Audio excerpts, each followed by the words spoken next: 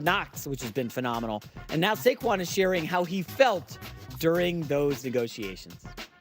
Kind of felt like it was like, kind of a little disrespectful, to be honest, because it's kind of like a slap in the face. Like, you go see what you are worth, and then if you're worth that, we'll see if you're worth it, and maybe we'll match it. They really weren't in play, I guess you could say. Come to find out, see the reality of it. When you look at Hard Knocks, it's like you make it seem like, oh, like this was like a thing that was going on every single day, but it really wasn't. Hard Knocks did a really good job, and like it looks juicy. It looks like we was like, oh, like okay, like there's actually could have been a thing, and like they pulled out the last second. Like reality, like it never really wasn't. The whole time, like me and my agent talking, and on our side is like, yeah, we don't think the Giants are even gonna do anything. From time to time, a player changes team in the NFL. And we know he's a good player. No. This is going to be one of those moves that were like 6 games into the season. The Giants let him go. I think this is going to be the fact that he went crosstown to your primary rival. This is going to have, there'll be shrapnel. There's going to be, people are going to lose jobs in New York over this. I don't know if anyone's ever lost a job over a running back. But when he rushes for 1,300 yards and 9 TDs, somebody will. I mean, this show has really done just a number on the New York Giants. They to me, look like the most inept team in the league right now. Like, nobody's talking about Carolina, right? It's all, the spotlight is on the Giants and how badly they butchered this. And I just have to look up some stuff from Barkley. Coming out of Penn State, he wasn't, like, just good. He was like... No, is this the next like Barry Sanders type player? I think the last 2 running backs from the Big Ten that were like, you could argue the last 3 running backs that entered the league with a can't miss have been Saquon, Adrian Peterson, and Zeke. Yeah, that they were just these guys are. Now, I think Bijan Robinson in Atlanta is really, really good. I don't think he's in that class. But I don't think he's that explosive. I just think he's really well-rounded. There's no flaw to his game. But I think Saquon, Zeke, and Adrian Peterson were, these will be stars if they're healthy. Christian McCaffrey looked really, really good coming out, but he didn't look like Saquon. I love Christian McCaffrey. I don't think anybody thought he would be maybe the second best running back ever. You get him with Shanahan, and now he's like, oh my gosh. Yeah. You get Saquon with the Jalen Hurts, and we'll see what Kellen Moore can scheme up. There's a world where he is McCaffrey light. And not saying it derogatory, like he could be in that McCaffrey category. If you go to the last 5 years, the gap between the Eagles O-line and the Giants O-line, you arguably have the best and the worst. I mean, the last 5-6 years, take the average Eagle O-line. It's no worse than third, arguably the best on average in the league. And the Giants has been on average the worst in the league. So for a running back, beyond play calling, Saquon is going from, the old outhouse to the penthouse. He is going from, and by the way, with a better quarterback. So he's not, it's 3rd and 3, which is 2nd and 4, which is heaven for a running back. Saquon's going to get a significant number of carries based on deception, counters, traps, where you don't see it coming. You basically started your drives in New York with Saquon, first two downs, and then it's Daniel throwing on 3rd and long. So I think this is not just he'll be good. I think you're going to look up by Thanksgiving and go, how in the world do the Giants let him go if he maintains his health? If you need a midweek list, best skill position groupings in the league. Eagles now have Brown, Devontae Smith, Jalen Hurts at quarterback, and then Saquon Barkley. And always good That's tight ends. Probably better than the 49ers. The PFF. Ayuk, Debo, McCaffrey versus what the Eagles, 49ers, that's almost a wash. And the Eagles O-line, according to PFF this morning, is ranked 2nd in the league behind Detroit. Just ask yourself. Go look at Jared Goff, good O-line to bad. He's a different quarterback. Saquon, worst. Giants ranked 29th.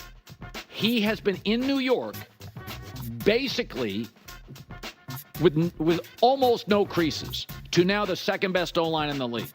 One of the reasons the Lions went and drafted a running back, remember Jahmyr Gibbs? And people were like, I don't know about the draft pick. One of the reasons it made sense is he was guaranteed to be productive because of the Lions O-line. He's a can't miss.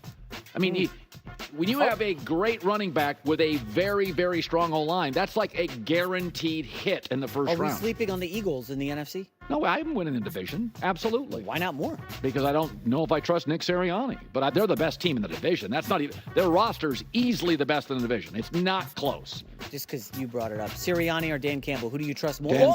Dan Campbell. In one game? Yes. Damn. Well, the league isn't one game, so it's a playoff game it is.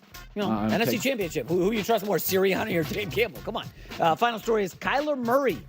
Your buddy, he's been criticized in the past for not being fully committed to football, but it looks like he's changing his attitude. Interesting. Look at that. According to The Athletic, members of the Arizona Cardinals coaching staff and locker room have been raving about Kyler's commitment and drive heading into the 2024 season. Interesting. That's the Kyler Murray I know. Committed, driven. Did they take away his Xbox and PlayStation? You know what? I don't have a problem playing a little Xbox when you get home after a hot day at work. He's not married with a bunch of kids. Do what you want to do when you get home. Is his mom still doing his laundry? Did you see the words used there? Raved about his drive and commitment. I don't know how many people on this staff I rave about their drive and commitment. I mean, I like them. That's not a shot at me, obviously. Raving? You don't rave about me? I'd use a different word. I hear. Oh, damn, Cowherd. All right, I hear you. I remember your two earring, Oh, gosh, two hoop love it. earring ear. You were raving all right. I need to show up with the double hoop earrings when the Jets are in. How about that? If the Jets go to the Super Bowl, I'll do a show with the double hoop earrings. I don't have Remember, to make you any got to wear a tank sacrifice. top if the Jets win the division. If the Jets win the division, you got to wear a tank top. I don't look good in a No, tank top. we agreed to that. That's on video. I don't. No, that was burned. That's not available at press time. So you're welching now on bets. Okay. I don't look good in a tank top. Kind of guy you are. I don't look good in a tank top. J-Mac with the news. Well, that's the news. And thanks for stopping by. The Herd Lie News. Raving about his drive and commitment. Enough said. Fox Sports Radio and Tire Rack are giving away. Future, but oh my gosh, Colin, he's not ready for the starting job yet. Listen to what Gerard Mayo confirmed that Jacoby Brissett is QB1. Listen to this.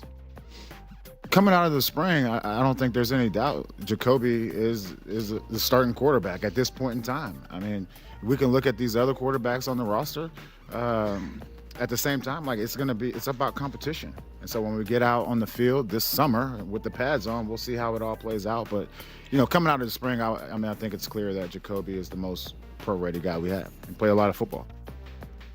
Yeah, I think that's what we thought he was. That's not a breaking story. I think we all knew it was Jacoby Brissett, and if Drake May grows by Thanksgiving, he may get a start. But again, we got to be honest about this. Mahomes didn't start until week 17.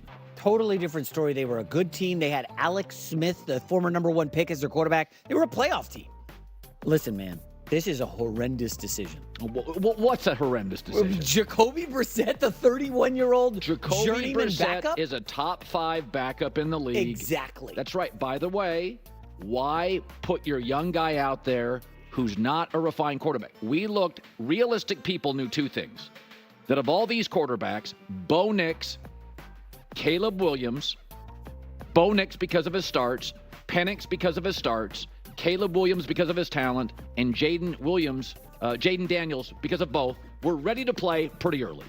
And everybody knew that J.J. McCarthy and Drake May are not ready to start. That's a given. Sam Darnold and Jacoby Brissett should start this year. Now, if you get past Thanksgiving, your team's bad, and you're like, we're going to give the kid a couple of late season starts, but Drake May, footwork, accuracy, he's not ready to start. And J.J. McCarthy, despite all these draft experts, this idea that everybody was moving up the board to get him, not a single GM told me that. Yeah. J.J. is a backup for a year. He's a prospect. So when the Patriots are 1-8, and everybody's starting to quit and the injuries are mounting, let's shove in Drake May, future of our fan. Let's put him out there. That is, I totally disagree. When they're 1-8 at the trade deadline, 1-7, you trade off any piece to get more draft picks. Let Jacoby deal with that, the mature veteran, and then next year you load up on offensive pieces, cap space, and Drake May with a year under his belt is ready to roll. You go into camp saying, you have 11 draft picks. You got tons of money to spend. You go get a Brandon Ayuk. You go get an elite left tackle. This is not the end of the world.